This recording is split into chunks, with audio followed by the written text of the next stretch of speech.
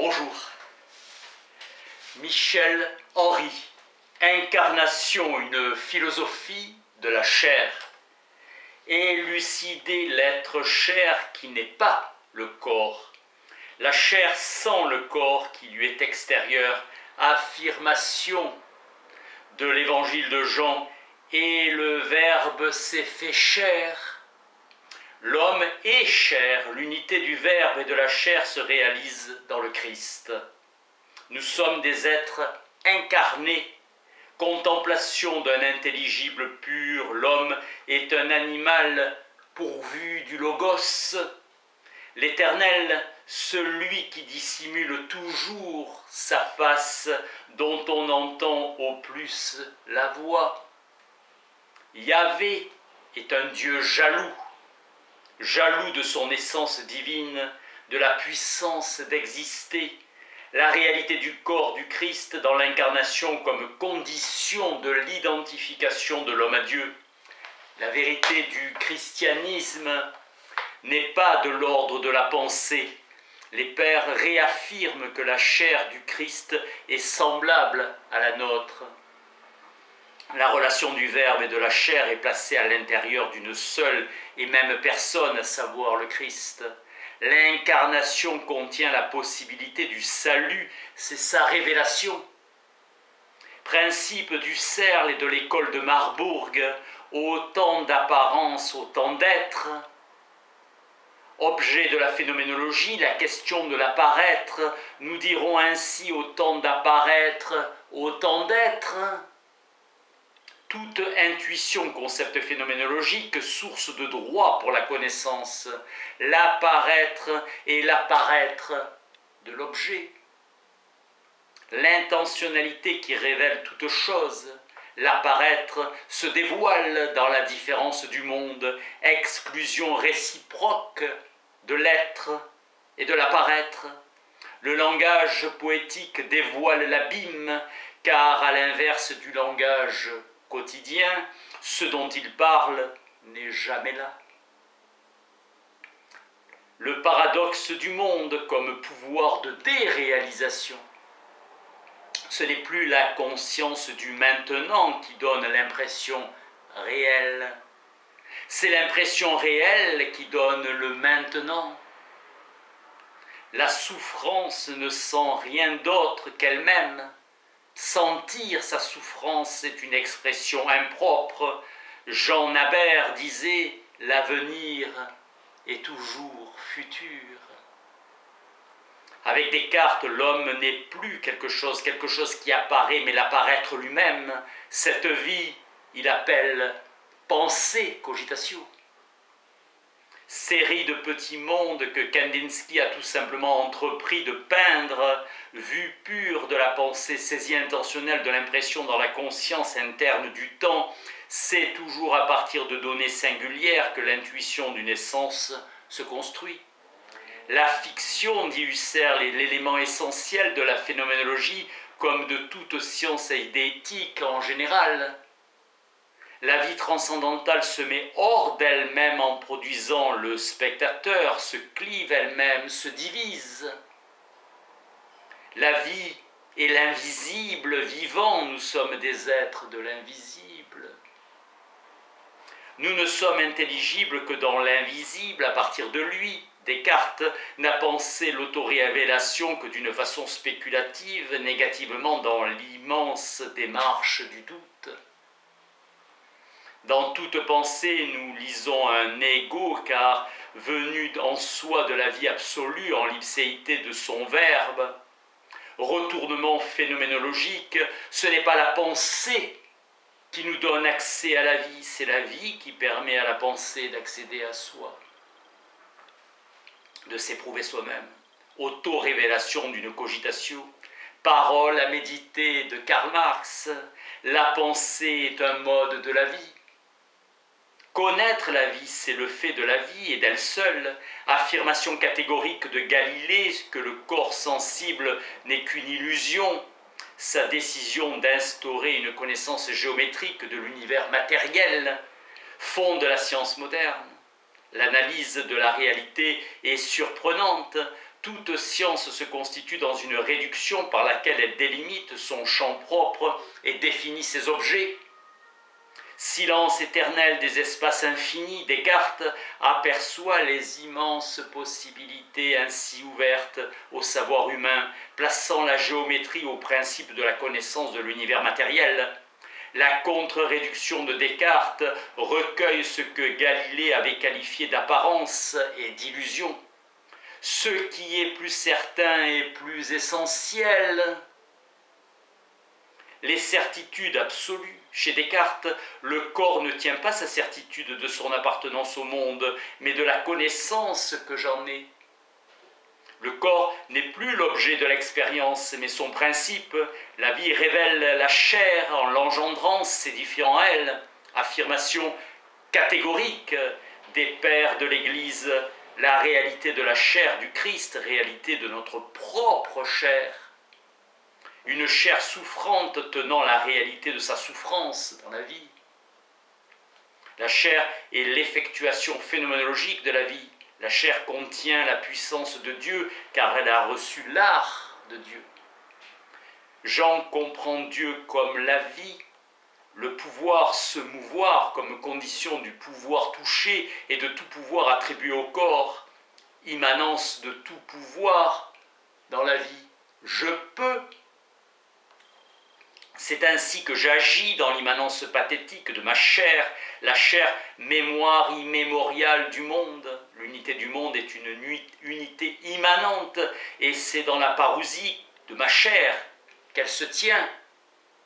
Possibilité de l'action de l'âme sur le corps, notre action est celle de notre corporéité originaire et de ses pouvoirs, pulsion se mouvant en soi-même et pliant des organes qui cèdent à sa puissance. Déploiement organique où le monde lui oppose sa résistance absolue, parole ioannique qui a fasciné les pères, les arrachant du monde antique. Le Verbe apporte aux hommes le salut. Paul expose l'immanence de la vie en toute chair. Chaque membre du corps est susceptible de porter en lui la visée idolâtre au même titre que la possibilité du salut. Je peux apparaît comme un je peux absolu, tout pouvoir se heurtant à un non-pouvoir absolu. Il n'est de pouvoir véritable que celui qui tient ce pouvoir de lui-même, définition universelle de la condition humaine comme vie absolue. Paul, lorsque je suis impuissant, c'est alors que je suis puissant. La détresse elle-même fait notre orgueil. Le saut doit être possible, ainsi que Kierkegaard aime à le répéter, la faute révèle du même coup au pécheur qu'aucun vivant ne saurait vivre d'une vie qui n'est rien. La parole du Christ, Abba, Père. Toute finitude, en araméen, toute finitude est tissée d'infini. Selon l'expression de Hegel à la nature des roues que l'individu fait tourner. Dans l'expérience de l'absolu, il s'agit en fin de compte de s'anéantir dans le tout. Vouloir vivre échappant lui-même au monde, la vie s'accomplit dans l'inconscience, intuition de Schopenhauer, qui réintroduit la vie dans la pensée occidentale à titre de fondement, en y retirant la phénoménalité en même temps que l'individualité. Être un soi n'est rien d'autre qu'être donné à soi, sans que cette autodonation soit son fait. La liberté est un pouvoir toujours en possession de soi, et disposant ainsi de soi, pouvoir de notre corporéité originaire, témoignage de chacun de nos actes. La chair ne ment pas. La liberté n'est pas une affirmation métaphysique, elle a une signification phénoménologique, sentiment d'un pouvoir en exercice, s'éprouvant soi-même. La liberté est le sentiment du soi, de pouvoir mettre en œuvre soi-même chacun des pouvoirs qui appartiennent à sa chair. La liberté, c'est l'immanence à soi de la vie, le silence de son accomplissement, c'est ce qu'on appelle la santé. Le silence des organes, professeur Lorich. La santé est oublieuse, L'oubli doit se comprendre à partir de la duplicité de l'apparaître, télos méthodologique husserlien de la pleine lumière de l'évidence. La vie baigne dans un oubli radical tenant à son essence même. La vie échappe à toute mémoire, lors même qu'elle nous quitte jamais. Tout sentiment de l'action, selon l'intuition de Maine de Biran, un sentiment d'effort. Accomplir un mouvement avec le sentiment qu'on peut l'accomplir. Où l'oubli de la vie et son rappel pathétique dans l'angoisse, souffrir ou jouir, problématique kierkegaardienne du désespoir, élimination de toute objectivité que Kierkegaard opère en débutant son analyse de l'angoisse par celle de l'innocence. Comme la jeune fille du bel été de Pavèse qui s'est échappée dans la rue tout simplement pour prendre l'air, marcher, se délasser. Le possible en suspens, situer le possible dans l'immanence radicale de la vie, immanence dont l'innocence fournit un pathos exemplaire. Le pathos kierkegaardien revêt une signification exemplaire et universelle. Comment le péché est entré dans le monde, chacun ne nous le comprend jamais que par lui-même. Si innocente que soit l'innocence, une angoisse secrète l'habite. Il y a un plaisir de l'angoisse, vertige de la liberté. Angoisse du pouvoir qu'elle rend possible. Ce sceau est le péché, l'acte lui-même, l'acte procède d'une liberté radicale conférée à l'individu dans le procès même de sa génération, dans la vie absolue, à titre de soi transcendantal, auquel sa liberté est consubstantielle. Chaque individu recommence l'histoire du monde. L'angoisse surgit de la synthèse de l'âme et du corps. Kierkegaard confie cette possibilité à un tiers qui est l'esprit, la vie transcendantale. Le désir saut dans le péché, le sensible devient le sensuel, la sensibilité se nomme désormais sensualité. Le possible de la liberté, dit Kierkegaard, s'annonce dans l'angoisse, chose terrible que l'angoisse du péché produit le péché. Le sceau, la faute, ne délivre pas de l'angoisse, bien au contraire. La relation érotique est une relation dynamique et pathétique, s'accomplissant sur un plan d'immanence absolue. C'est dans l'immanence de la pulsion que le désir échoue à atteindre le plaisir de l'autre, là où il s'atteint lui-même. La seule réalité métaphysique de l'univers est, selon Schopenhauer, insatisfait.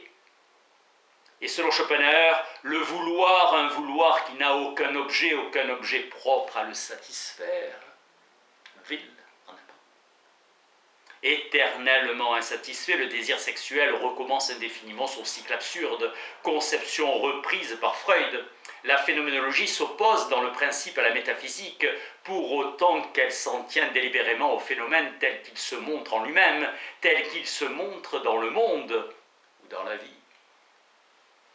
La destruction active et délibérée de la réalité, en l'occurrence celle de la vie, c'est le nihilisme qui s'entend comme une négation de toutes les valeurs. Or, depuis toujours, les valeurs règlent les actions humaines. La vie est un principe universel d'évaluation et ce principe est unique.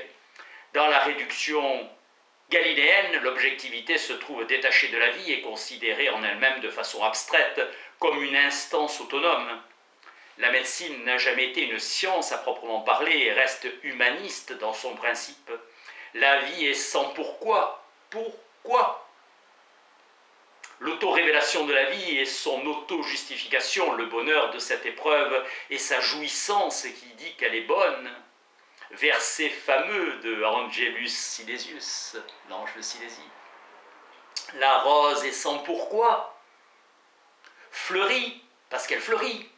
N'a souci d'elle-même, ni ne désire être vue. La rose, nom de la vie. Intuition fulgurante de Maître Eckhart. Essence phénoménologique de la vie définie positivement par Eckhart et négativement par Silesius. C'est parce que Dieu est vie qu'il est invisible. L'homme n'a jamais été créé, il n'est jamais venu dans le monde, il est venu dans la vie. C'est en cela qu'il est semblable à Dieu. fait de la même étoffe que lui, que toute vie et que tout vivant, de cette étoffe qui est la substance phénoménologique pure de la vie elle-même, Irénée déclare que la vérité apparaît lorsque le Verbe de Dieu se fit homme. C'est du Verbe que provient toute chair. Paul, votre corps est le temple de l'Esprit Saint. Pour Husserl, c'est l'intentionnalité qui nous donne accès aux autres.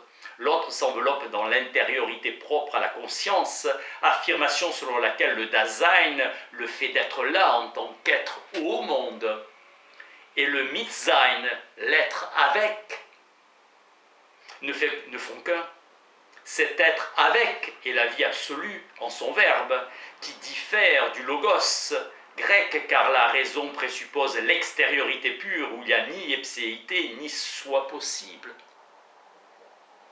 Heidegger propose une théorie de l'ipséité dont la possibilité est demandée au souci, au hors de soi.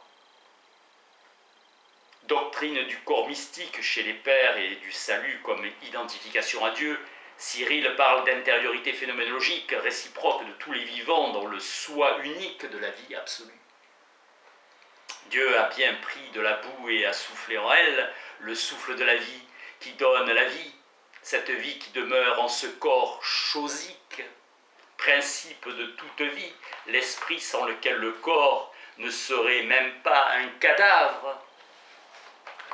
La souffrance a son point limite dans le désespoir. L'œil de Dieu nous regarde, ivresse sans limite de la vie. Tout ce qui est abaissé sera relevé. Heureux ceux qui souffrent. Merci.